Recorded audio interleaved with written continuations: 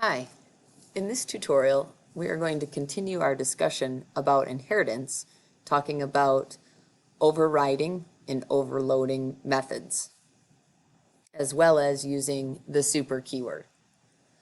So continuing from where we left off, we had created a student who had extend the person class, and the only thing in addition that the student had was a student number.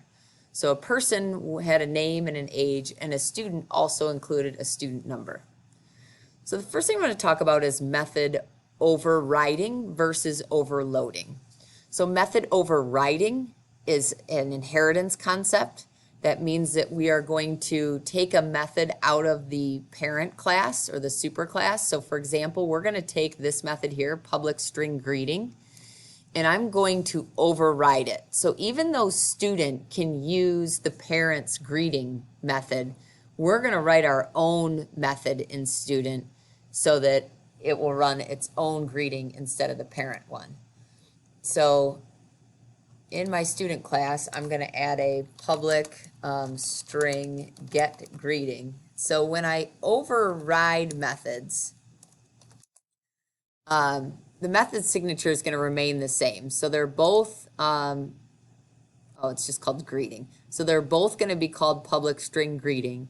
And just whatever's happening inside is going to change.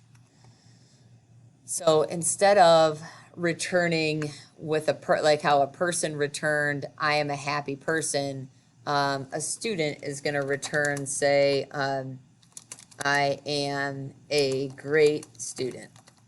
So it's going to return something slightly different than what the parent class did. So what happens now with overriding is now when I created my student object here, and versus a person object, let's go ahead and do a couple system.out. So if I do a system.out.println and I say obj1.greeting versus if I say system.out.println first.greeting.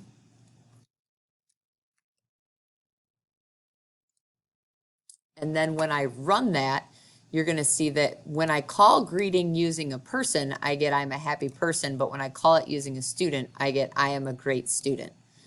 So greeting is overridden in the student class. So it basically, if I create a student object, instead of reading greeting from the parents class, it's going to read it from the students.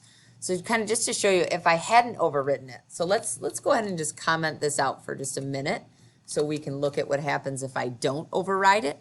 So let's say I didn't override greeting in the student class and I run this.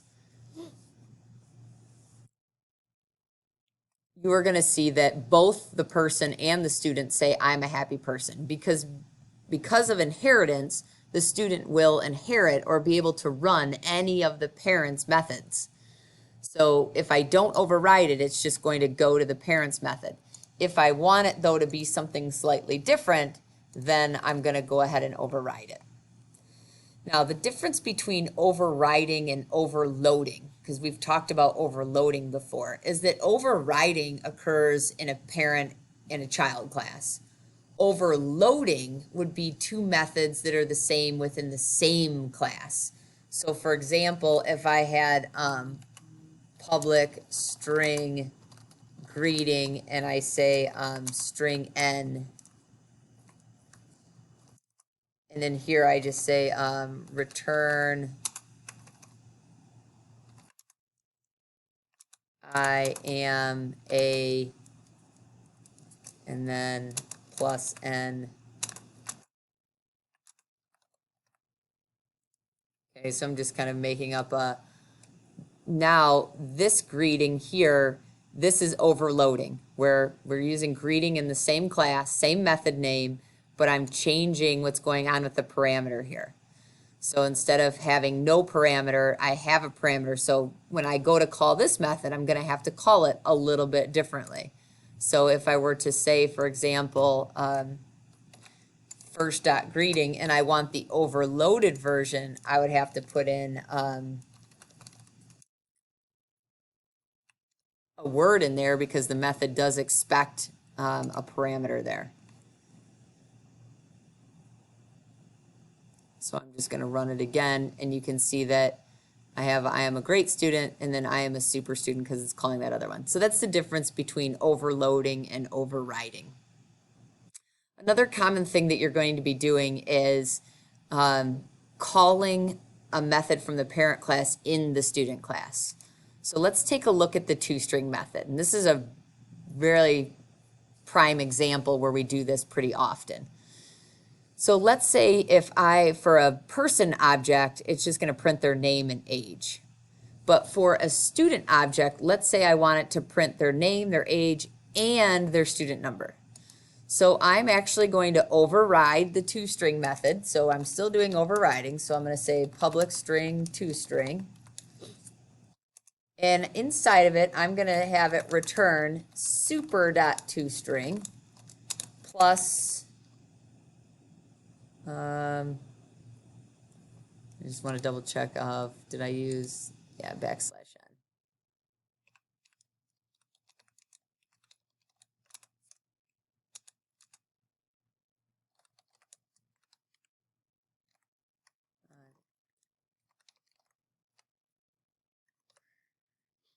So when I say here super.Tostring, I'm asking it to call or run the parent's Tostring method, and then I'm also going to add on to the end of it. So now just to demonstrate how that would work, when I go back here, let me take a system.out.println, we'll do obj3 for our person example, and then system.out.println, I'll take, what was my student first, for my second example. So now when I run this one, you're going to see that when it's just a person object, it's just going to print their name and age. So here's our name and age for our person project or person object. And then when it's a student object, it's doing the name, the age, and that student's student number. So we're still doing an override of a method, but we're also utilizing the parent's method as well. So anytime you see the word super within the class, it means go to the parent's version of that method. So that's a quick demo on overloading, overriding, and using that super keyword somewhere other than in the constructor.